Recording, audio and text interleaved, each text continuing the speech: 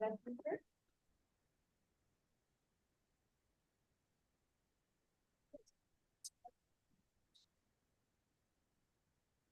we live? Good morning, ladies and gentlemen. Welcome to today's event looking at improving the appointment process of top leadership in the criminal justice system and investigation and prosecutorial agencies. My name is Gareth Newham. I'm the head of the Justice and Violence Prevention Program at the Institute for Security Studies, and I want to welcome you all here today. I want to start by just thanking the European Union very much for funding this event. This is part of a technical support fund that they give to organizations working in the anti-corruption sphere or accountability sphere in South Africa. And I also want to thank the members of the ISS Partnership Forum, which include the Hansara Foundation, the European Union, the Open Society Foundations, and the governments of Denmark, Ireland, Netherlands, Norway, and Sweden. Today's event is the start of a series of events that Institute for Security Studies will be hosting, looking at what it's called the Driving Justice series, transforming systems and empowering communities. We did a lot of work over the period of state capture, looking at how leadership appointments were made in the criminal justice system, looking at the performance of the criminal justice agencies, how they performed given their budgets and the impact of that performance. And this lot was made available to the Zondo Commission, but unfortunately, they didn't really focus very much on the criminal justice system as a whole. But we do realize and recognize that the situation as it stood during the state capture years, in terms of how people were appointed to top leadership positions, how the organizations are managed in terms of their performance indicators and budgeting processes, hasn't really changed much. And so this is part of a series to really, hopefully, focus the minds of the new administration, which will be in place in June this year, as to what are the practical things that they can do to really improve the functioning of our criminal justice system, of our investigation agencies, of our anti-corruption capability, so that we have a much better chance at a prosperous future for all South Africans and all people in South Africa. If we don't change things, and we do have a situation, again, in which our president or the leadership, the most senior politicians are not completely wedded to the rule of law, are open to illicit financial activity, to corruption, our country doesn't have the same kind of buffer as it did in 2009. So things could get much worse. But we do believe that most people in South Africa, most people want to improve the country, most people are interested in working for a better country for all. And therefore, we hope that together with civil society, with different sectors, people in government, in the private sector, and across different components of our society, can work together to try and really work with the new administration to fix some of these shortcomings, to make improvements to the law, to the various regulations, to the ways in which these organizations perform and how they measure their impact, so that we can really see a measurable difference moving forward in South Africa. We can't have a situation where our criminal justice system is faced with a year-on-year increase in the murder rate for 12 years and doesn't change the way it responds to that. Or a criminal justice system that is not able to be at the cutting edge of new threats, particularly in the cybersphere, or new ways in which organized crime manifest, and not be able to respond to that proactively. So we really have to see big reforms in the way that we think about these organizations, what their priorities are, how they appoint their leadership, and how they measure their impact on safety for all people in South Africa. And so that is why we exist as an institution, and why we also understand that we need to work in partnership with different sectors, with people who are the same values, have the same vision and mission of trying to improve safety for all people in government and across all other sectors, NGOs, private sector, unions, academia, you name it. So that is today's, the kickoff of the series that I've mentioned. I want to now just remind those that the session for this morning is an open session. It is being live streamed. So Chatham House rules do not apply. Only say things you're quite happy to be quoted as saying if you are answering questions or making statements in this session. After tea, we'll be having a closed session. In other words, people can't just quote you and you're free to say what you like in this. You can only be quoted if people ask your explicit permission. But at this point, I'd like to hand over to our moderator for this morning, the Executive Director for the Council for the Advancement of the South African Constitution. I'm sure he's no stranger to everybody in the room. Lawson Naidu. He's going to moderate this morning's panel. And so I'll hand over to you, Lawson. Thank you very much. Thank you, Gareth. Good morning to all of you. We've got limited time, so I'm going to try and maximize the opportunity that we have with Professor Chris Stone, who's online, as well as with Andy Montibi and Shamila Batoy here with me. And I want to use this really as a sort of fireside chat, as a conversational piece, drawing on your personal experiences that will hopefully shed some light on the discussion, the more technical discussions that will happen during the course of the day. Because I think where you've come from, the experience that you've had in the leadership positions within the NPA, the SRU, and Professor Stone, having studied these issues over a long period of time, can really help to shed some light on where we are. So Shamila, I'm going to start with you. You were appointed in 2019 after, for the very first time, after a very rigorous public process. A panel, interviews conducted in public. And I'd like for you to share with us your reflections on that experience, of what that process was for you personally, but also what it said to the rest of the country in terms of appointing the head of the justice sector. No, thank you, Lawson. It would have been nice if it was a fireside chat and it was just you and I chatting with Andy maybe on the side.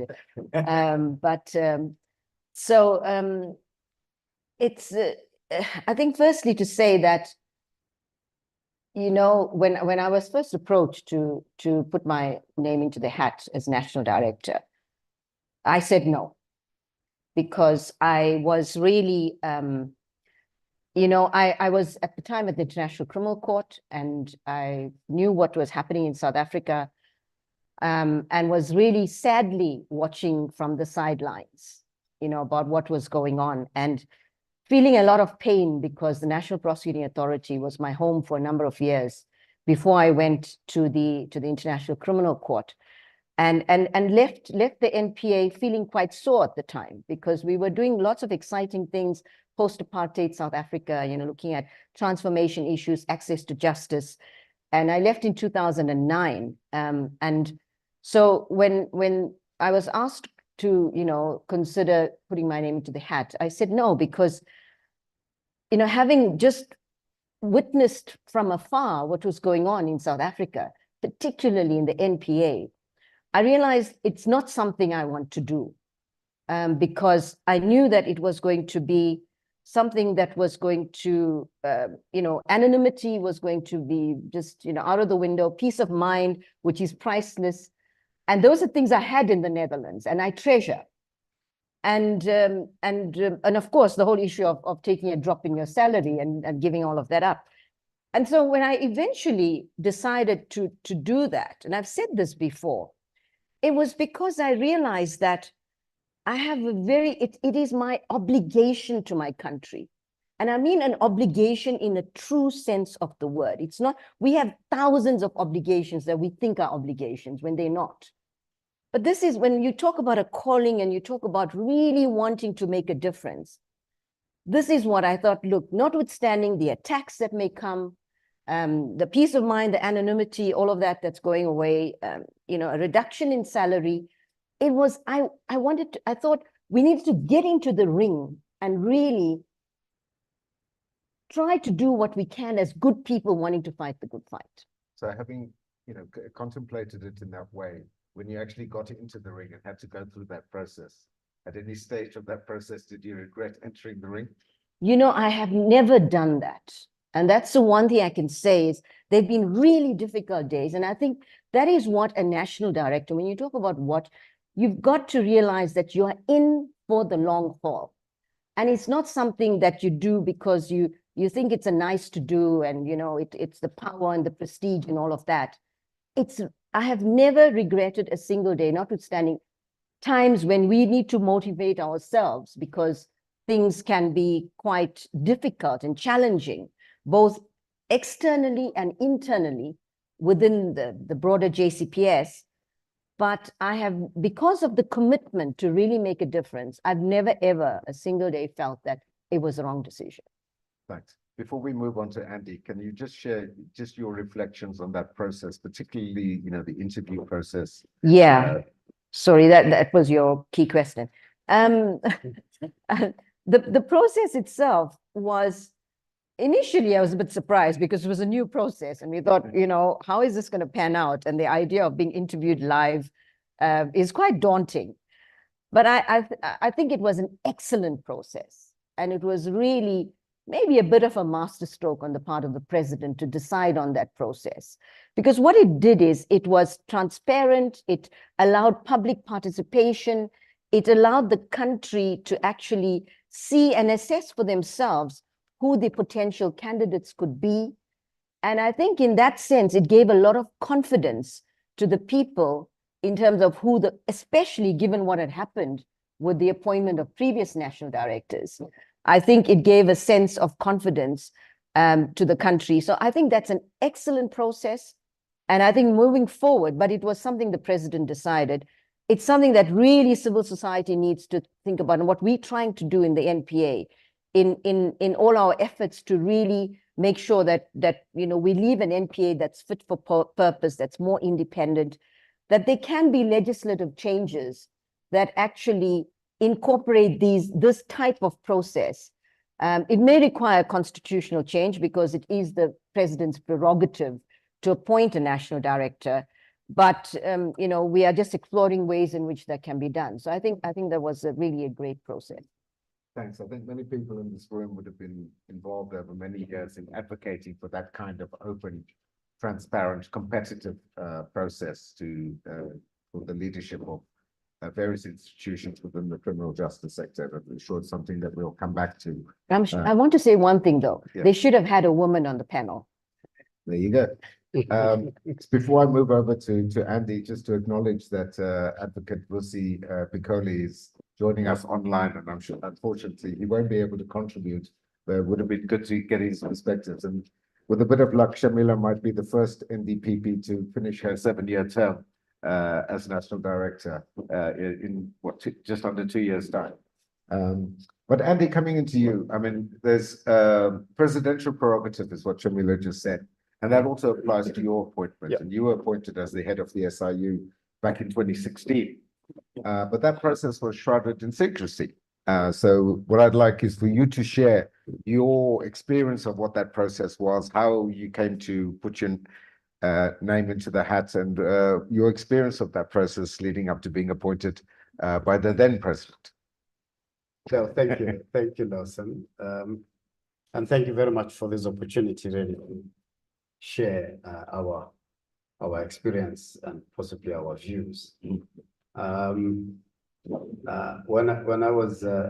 I applied for this role, because you know, I was approached to apply. I think it's important to note the word apply through in my CV. And at the time I was in corporate. I was in a company in the health sector, and having spent some time in the banking sector, and in both banks where I worked, I was the group head executive of risk management, and in the health sector I was the group head for governance, legal, compliance, and audit, right? So I'm giving that preface just so that the kind of role that I would apply to should really resonate with who I was and what I was looking for. Of course, applying back into the public sector really meant going back into the public sector for me, I suppose, similar to my colleague and DPP here. I spent some time in the public sector. I had the privilege of being in a project that established the South African Revenue Service. and I see one of our leaders at the time is here, Ivan Pillay. We said at the time that we wanted to, we were led by Minister Gordon at the time, that we really wanted to create a blueprint that other public sector could learn from, right? And values-driven competency, just really driven by achieving results, right? So that being the background, when I applied, shall I say I was lucky enough to be shortlisted, and I went for the interview, and of course, different to what my colleague went through, it wasn't public, but I'm certain that it was competitive, because I was not the only one who was interviewed. There were a number of other, candidates who were interviewed, and when I came to the interview, I remember talking to a colleague back in the company I worked for. I said, "You're going back to the public sector?" I said, "Yes, that's my intention." So the perception really was that, particularly at senior leadership level, right? You're really going there to burn your career, given the perception, But then, despite that, we went through. There was an interview panel. I think there was about 3 ministers and a DG in the presidency. Well, I can't recall who were the other 2 panelists, and I must say the interview was structured, was focused.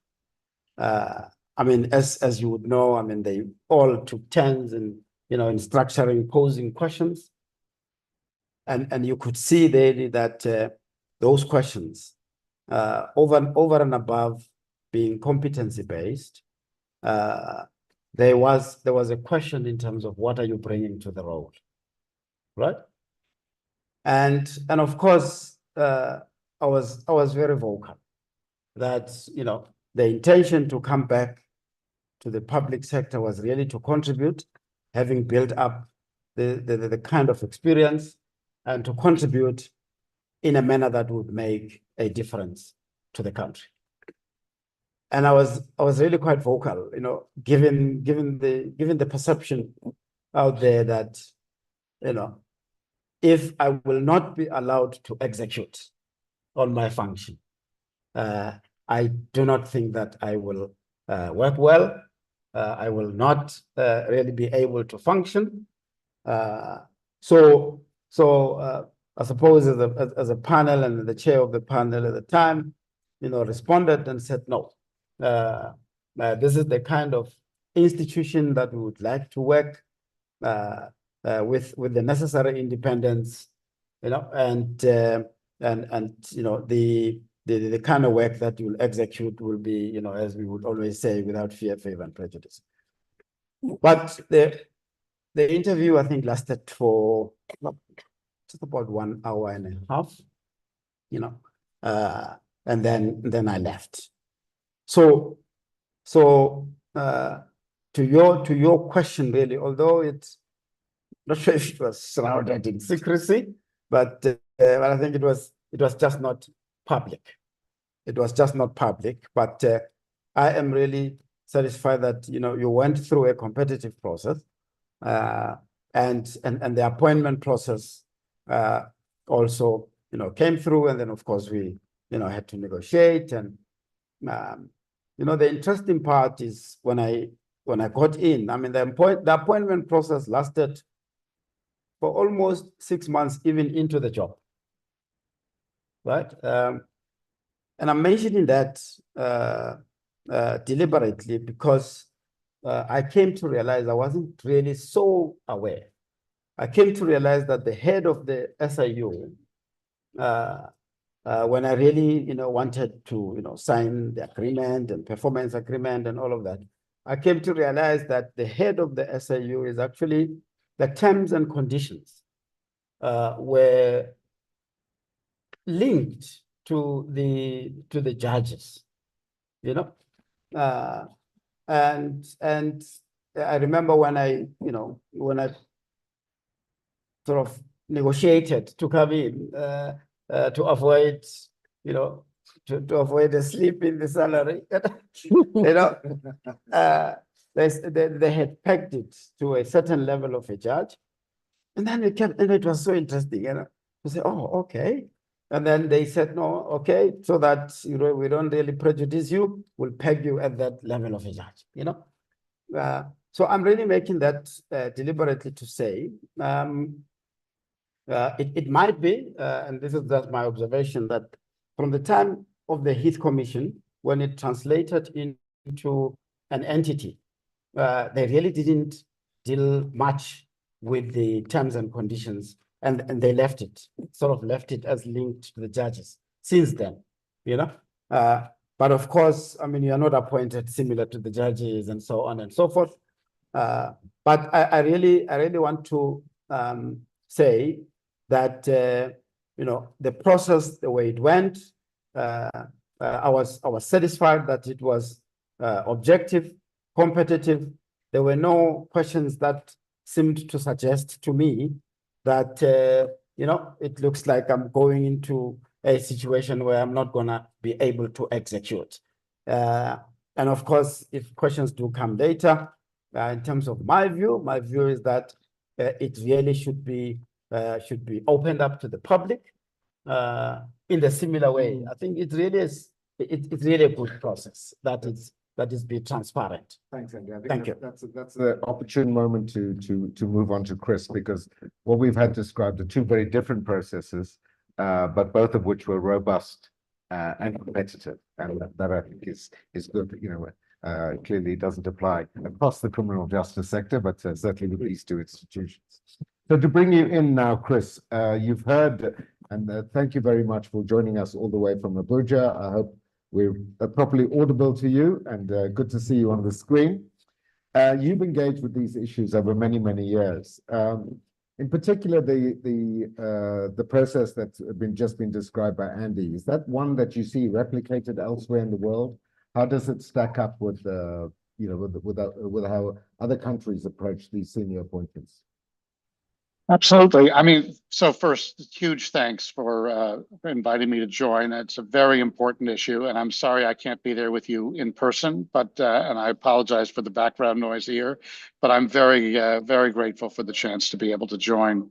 And I think, let me just make 3 quick points. So in terms of where this sits in international comparison. So the first is, I think it's important to distinguish whether the purpose of these selection processes, it's a different purpose to try and create a high quality appointee and the independence of that appointee. Those are different goals.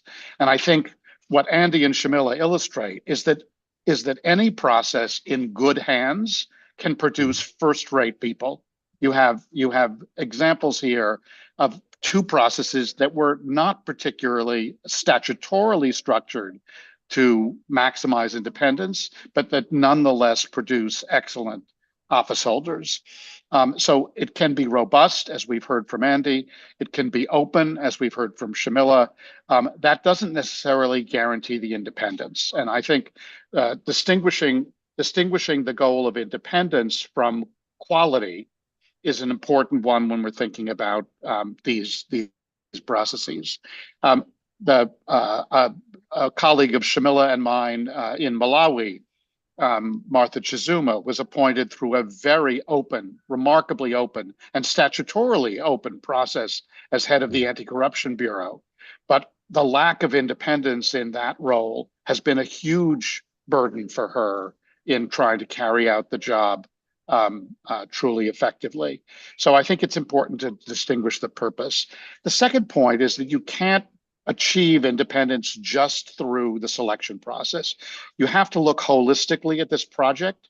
And it's not just, if you just fix the selection process, you can't guarantee independence. It's a complex of the appointment process, the removal process, the funding, independence of funding, and those have to be seen holistically. So I think recommendations that come out of today's important meeting that ISS is holding need to situate the independence question in a holistic view about what makes the appointment process part of a larger structure of independence.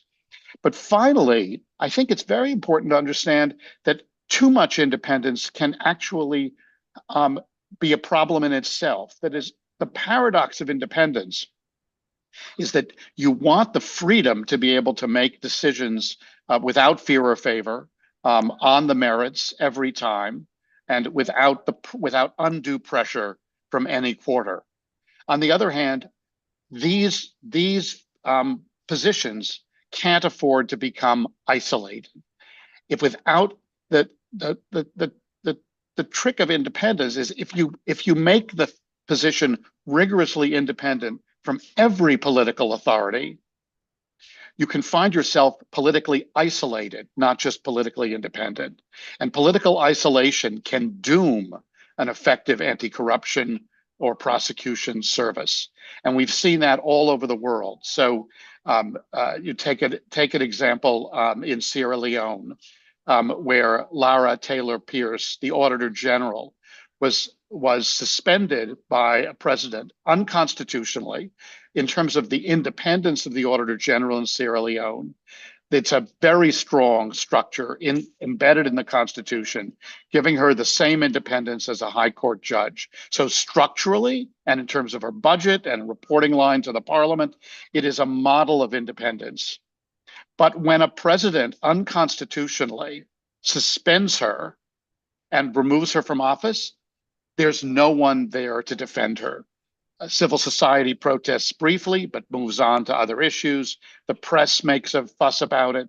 But in the end, no one in the Congress, no one in the ministries, no one's there to support her, and she remains suspended despite a very delayed tribunal looking into it.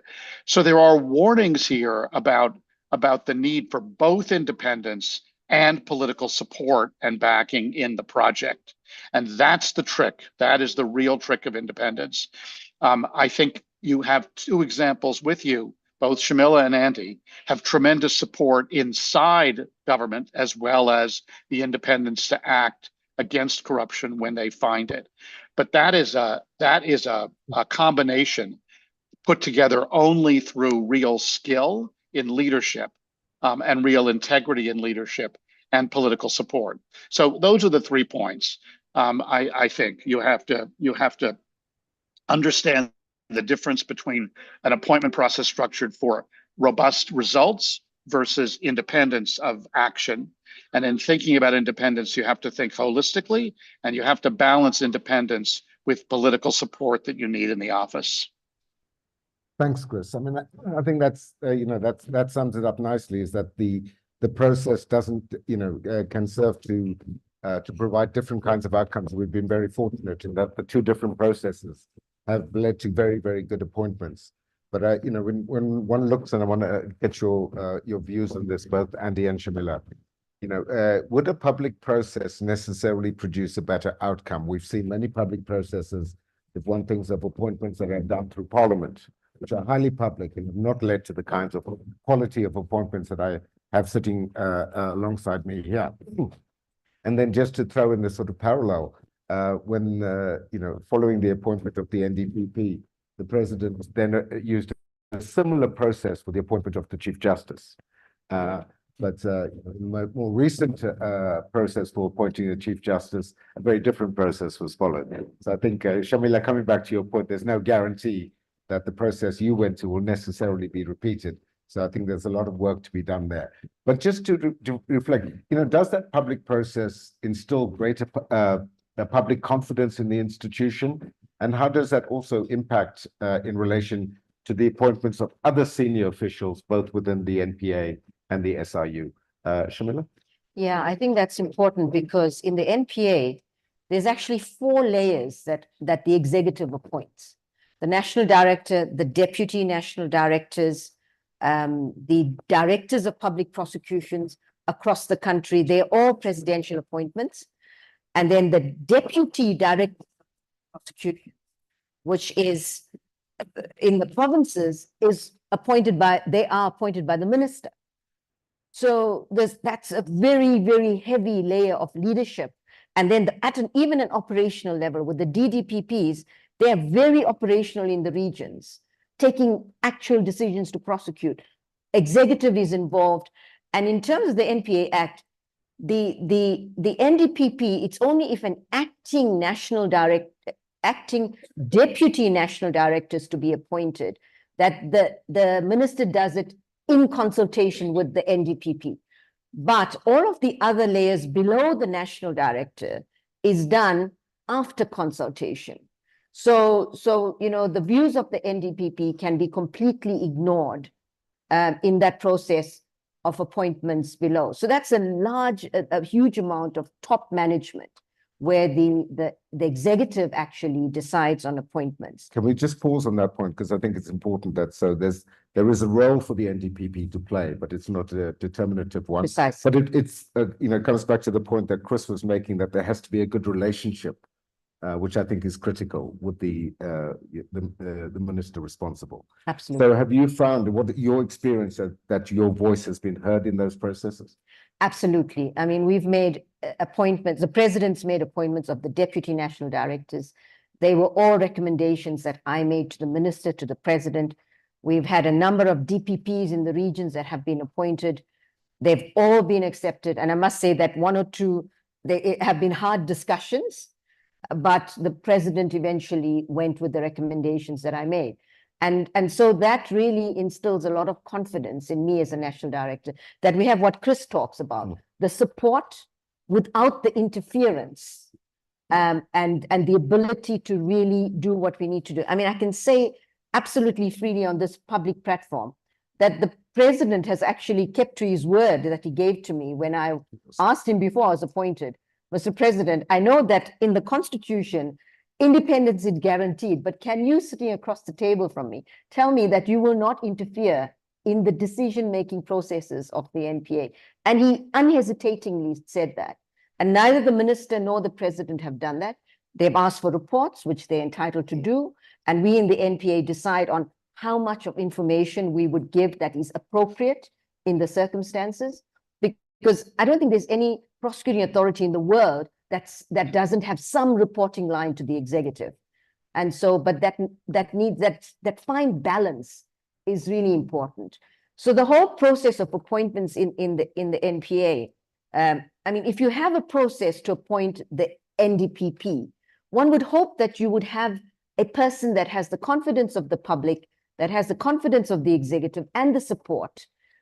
But after that, my view, at lower levels, particularly at the deputy DPP levels, the national director should be able to appoint those persons completely. And if you have the processes right at the top, there shouldn't be any concerns about, the integrity of the NDPP in these processes in terms of appointing the best people for the job.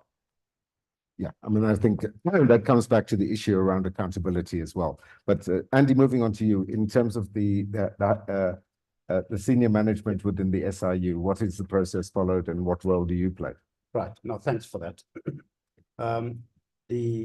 In terms of the legislation, of course, the head of the Special Investigating Unit, following the process that I outlined, it was ultimately the appointment of the president. But unlike in the NDPP case and in other state entities or agencies, where the executive level of an entity, and I'm talking the level below the head of the SIU, who are really going to be an executing team. Those ones are appointed by the head of the SIU. It's got the authority to appoint. So you, as the head, you've got that latitude to appoint people in various positions of course, following a process that you are satisfied that they will work with you to ensure that you deliver on the mandate. So I do agree with the NDPP that, you know, as the head of the unit or as the head of public prosecution or any other agency, you are appointed almost as a CEO, and as a chief executive, you need to be able to appoint your executives that you will be satisfied and certain that they will execute.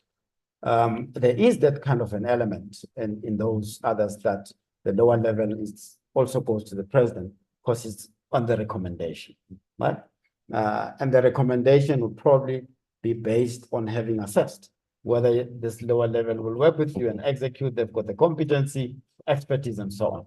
But so there is absolutely, I really don't know the rationale for having now the lower level to the CEO, call it, or the head of the entity, also go through, you know, that process up to the presidency. So for me, I think it's effective, and I think the efficiency of the process, turnaround times, so that the entity executes and executes quickly.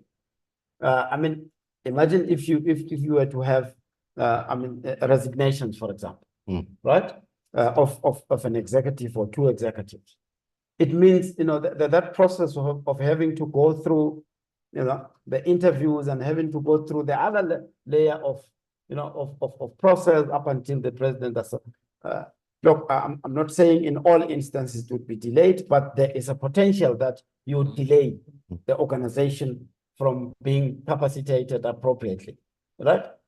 So I would really also advocate that, you know, capable people be appointed to head the entities and be allowed to appoint the executive team.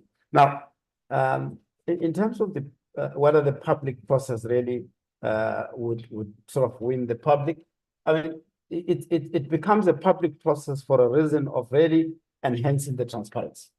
And enhancing the transparency really goes a long way, you know, in creating the public confidence.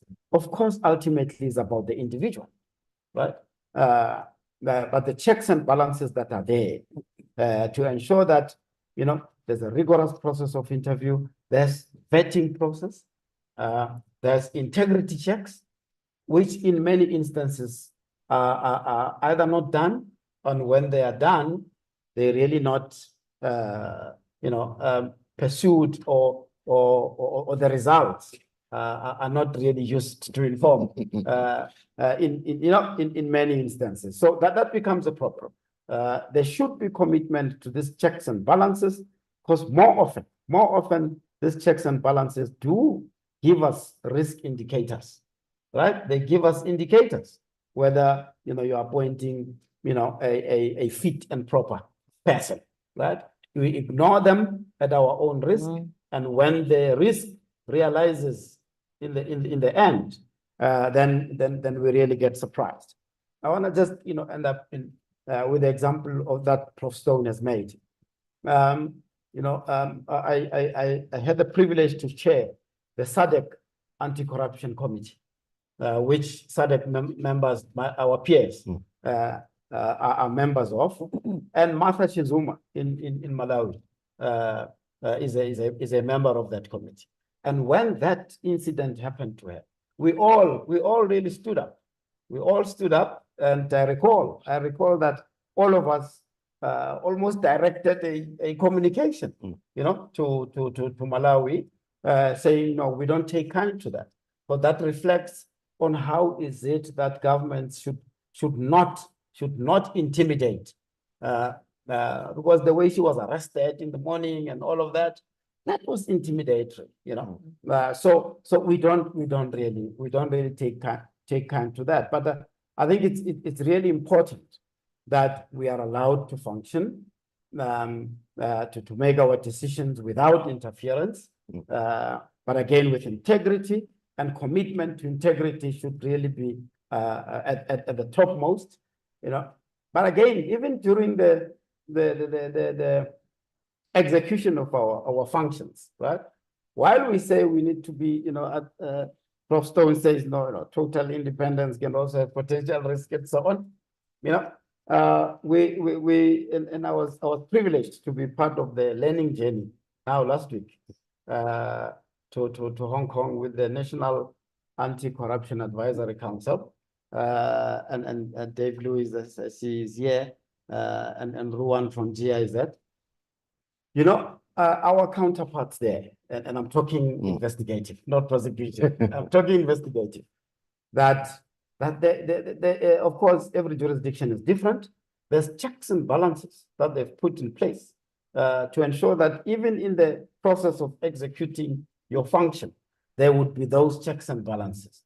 And the checks and balances include, members of the society, professionals, business, and so on.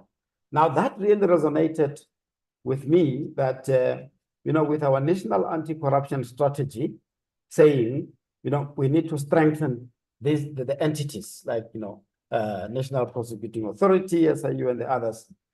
But there's also citizen activism, that's been, advocated by the strategy, right? So, and that contributes to the whole of society notion that we have adopted and are busy implementing.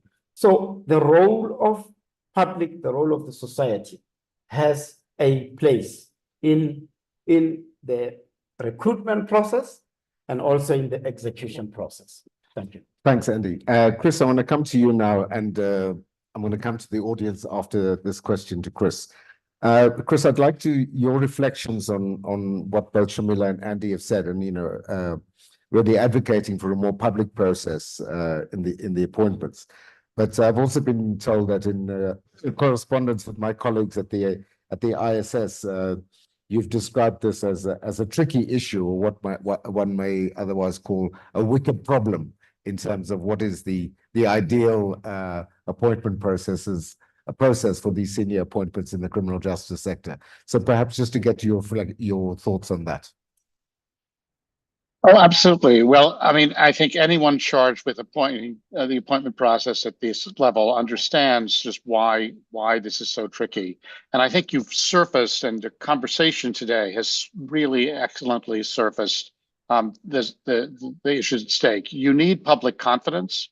Obviously, the secrecy or the fear about backdoor deals or favoritism in the process compromises the ability of anybody appointed to the position to work effectively and independently from the start. On the other hand, you also need the confidence of the appointing officials, and you need the confidence of the structure. That is, as I said earlier, what you don't want an appointment process to do is end up isolating the office holder from the support and the collaboration that they're going to require. None of these institutions are islands. None of these institutions can achieve their mission just on their own. They need to cooperate with others. They need the support of others at key moments, and they need leadership able to build that. So the appointment process in terms of publicity, transparency, openness are really important. But you also need aspects of these appointment processes that assure the public that you're getting people of quality, people of confidence, people of courage into the role, people who have personal weight, who bring into the role the respect and the courage to play their role fearlessly, because these roles are not easy, as all the comments today have underscored.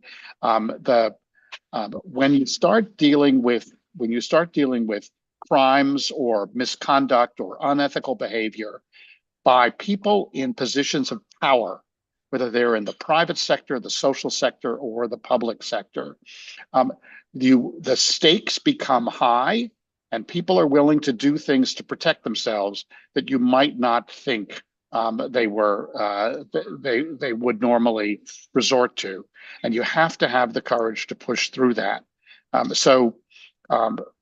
You need not just a a formal process that ticks the boxes of transparency, fairness, openness.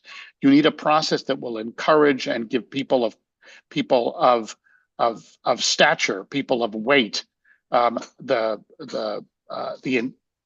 encouragement to put their names forward, and a belief that they'll be able to exercise their responsibilities clearly. And there's no simple formula to make that happen. It takes leadership, it takes a culture of integrity, as well as processes that conform to these principles we've been talking about.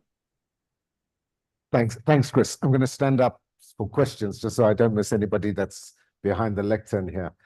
So we've got time for 2 or 3 questions. I see one hand there. David, one more? Okay, let's go with those 2.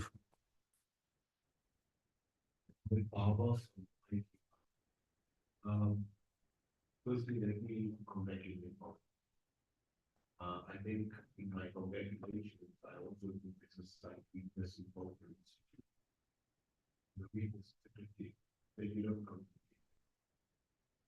I think you guys have done exceedingly well, but be in a position to know what you face. There was a designation. That's what the country is called. And I know that's a guideline based on right? Your success affects the real condition. I think that communication. If you ask any of them, how many arrests have been made since the Zonda Commission? There's a narrative in the newspapers, and the truth is quite apart from what the narrative is. And I think that needs, I've told this on a number of occasions, that the communication has to be improved. That's just a suggestion I'd like to make. But here's the question. Both of you inherited, for want of a better expression, institutions that were decimated. I see Ivan sitting in the corner there as well. So we had SARS, we have SIU, and we have the NPA. We know, and this is being mooted around, that we have a weak state, a weak administration generally. What lessons, if there are 2 or 3 lessons you could share with the civil service? What lessons could be drawn to help the civil service? I know it's a tough one, but it'll help us. Thanks, Mohammed. David? Yeah, you know, and Andy, the only 2 institutions in the law enforcement investigative community that survived the state capture project intact, where I think the SIU and the Auditor General. And why do you think that was the case? And do you think it was the case? Because in the end, both of the powers of both of those organizations are purely recommendatory, that you couldn't actually execute on your recommendations, and you couldn't send anybody to prison. And is that the reason why these 2 organizations came out of the state capture period in a better position than the NPA and the Hawks and the SAPS did? And to ask Chris, when he says that too much independence can also be a problem, that you need political support, is he not merely saying that if you have a lousy head of the executive, whether the prime minister or the president or whatever, that no institution can really withstand a concerted effort by the head of the executive to undermine them? I mean, if in our worst nightmares we realized that we got a Zuma, a compromised president in the next round of elections, I can guarantee you that Shamila would last a month, because it would be important to capture the NPA. And if the head of the executive wants to do that, she can do that. And so, you know, isn't absolute independence, and I don't know how I don't think you can really guarantee it, but political support is necessary, yes, but in the face of a lack of political support on the part of the head of the executive any state can be captured. And I sort of wonder what your reflections are on that, and whether it is possible to really protect against it. I mean, civil society will, you might not believe it, but they'd actually really be very angry if you were dismissed, and so would the media. Although you could be forgiven for not believing that's the case, but it will not protect you from a chief executive absolutely determined to damage your institution. Thanks, David. Let's start with you, Andy. Sure. No, thanks. Thank you very much for the questions. From a communications perspective, I do agree that it's really important that we communicate. And I think we have observed that, all of us as members of the Justice, Crime Prevention and Security Cluster. But of course, in our individual agencies, we've got our communication strategies, and the government communication services. It's really one of the communication machinery for government. So yes, granted, it really has to pick up. I do often get into is it debates or arguments with the communication team that there's a thin line between marketing and really letting the public know. So it's really important that we strike that balance. And I think the improvement in that space, it's really required. I would like to really just say from what Dave has said. I mean, my arrival at SIU, having familiarized myself with the business and the kind of results that the entity has produced, I was really satisfied that none of the cases were compromised in a manner that reflects interference, or particularly political interference. So I was really happy on that score. But I really realized that from a business perspective, the execution was an issue. And then we, of course, coined a strategy that allowed us, to execute effectively, efficiently, quickly, and produce the results.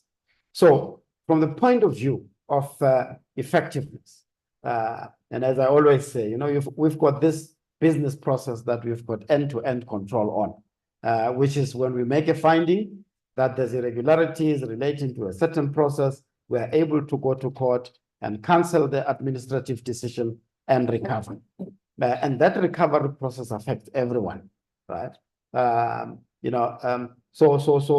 that's the extent to which it really can enable the fight against corruption in ensuring that all the corruptly acquired proceeds are returned, and retaining the assets, from those who acquired them is not an easy process. It ends up really paining them, and we are satisfied that we effect that. So it does really give the effect and the consequences and the impact of the fight against corruption. Of course, it's different from, when you lose assets, it's painful, but when your freedom to life is at risk, it's probably even more painful in terms of being jailed and so on. So I would really say that the roles that all these agencies play equally complement each other. So I was really quite pleased that I spoke to my predecessor, who preceded me, and the one who preceded me. I mean, they were quite vocal in saying, they are satisfied that they were never captured, and I really was satisfied with that. That for this entity to make an impact, you require to execute without interference. Of course, integrity at the center of what you do. Thank you. Thanks, Andy. Shamila, I'm going to give you the last words. I'm going to go to Chris first and then come to you, and I have an extra question for I you just as want to well. pick up on one thing that Andy said. I didn't have the luxury of speaking to my predecessor and finding out from him whether That was going to be my question, so I'm coming to that in a moment. But Chris, your reflections on the two questions? I'll just take David's excellent question, and of course, he's right, as usual. But that's why it's not that you can't solve the problem of political dependence. It's that senior politicians will also be making their own calculations. And that's why I was stressing the importance of people of weight. When you see the reasons, it's much easier to dismiss a lightweight than it is a real heavyweight, someone who has the respect and confidence and stature in the country, independent before they were appointed to the position. And it's important in these independent roles that if you're going to really make it rigorously independent, if you're not going to have the dependency that also gives senior political officials the confidence in a person, if they really have something to fear from those people, you need to put people into those roles and assure the selection will favor people of real weight. You see that happening in some of the European ombudsman positions. You see it happening in sometimes in the role of a chief justice, the role of a senior independent figure. That point about appointing people of weight, I think, is in the end the only guarantee that you can get out of the dilemma that David describes. But thank you again for letting me join today, and I'm sorry I have to go. I'll miss Shamila's final answer, but delighted to have been able to participate with you today. Thank you so much, Chris. On behalf of everyone here, I would like to thank you for your contribution this morning. So Shamila, to the final word, as I said, but I wanted to add this part of it about your predecessors. So not your immediate predecessor, but I know that you've had the opportunity to engage with Bulelani, with Vusi, who's with us here online. Have they given you any advice in terms of how to insulate yourself from suffering the same fate that they did? I think both of them have been, I worked under both of them, previous national directors, hugely inspirational leaders. But I think I particularly say to Bulelani, he worked in a completely different time and context. And it's not Chatham House, so I can't say here freely what some of the things that I've said to him about consequences that he might face today if he did some of the things that he did then. But he was able to do things, but the context was totally different. So certainly, a lot of good advice, but sometimes it just doesn't work in the current context. And Vusi has always been a huge support and an inspirational leader who also, came under a lot of flack and attack. So, his views and support we really value. But on the issue of communications, just to say that, many prosecuting authorities around the world don't communicate much. We communicate so much, and the balance between. But I think we have a citizenry here that it demands a lot in terms of information. Sometimes when I read things in the media about investigations that are going on, I think, my word, this really should not be. And we need a more responsible media who think very carefully about what they report on in terms of ongoing investigations. There are serious challenges that we have there. But we have, Anton, you said you speak to Anton. Bulawa is here, is our head of comms, acting DDG. We communicate a lot more than a number of, but I think people just read and hear what they want to. And as long as in South Africa, they're not going to hear that one high-profile politician is not in orange overalls, then the challenge. But there's lots of incredibly good things that are happening. And I'm not going to go into details about that, which we do communicate about. And I can assure the people of this country that when this leadership of the NPA leaves, we are going to leave an NPA that will be fit for purpose, that will be fiercely independent, hopefully with even legislative reforms, and that the country can really depend on to do the right things at the right time. And so I think that is such an important building process for an independent National Prosecuting Authority. But the second part of the question was, what are the lessons? I think the one big lesson for me is things can change so fast. Don't take anything for granted. When you think of how the current president came into power with a small majority that gave us as a country the opportunity to really rebuild and those critical democratic institutions. And we forget that we worked in 2 COVID hit years, right? With the NPA with no leadership until 2022. So we have 3 years of solid rebuilding and trying to get it together. But the window is so small, and we are now going into a space where we don't know what is going to happen in the future. But rest assured, I just want to say to David that no matter who comes in, I'm not going anywhere in 1 month after that. We are going to fight because we know that good people, injustice flourishes when good people do nothing. And so whatever it is, we are going to fight to make sure that we have institutions that people can truly be proud of. But don't take anything for granted. I think that's the biggest lesson. Things can change very fast.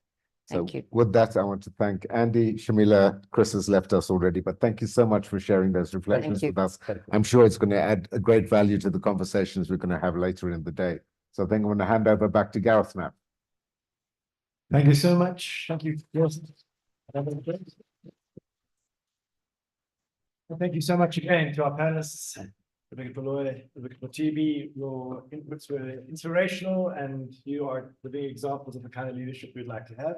And to Professor Stone, all the way from Abuja, we're now going to take a tea break for about half an hour, and then we'll come back into this room, and then we'll start with the rest of the program. So please join us outside for some tea, and we look forward to the rest of the day. Thank you so much. Thank you. Thank you.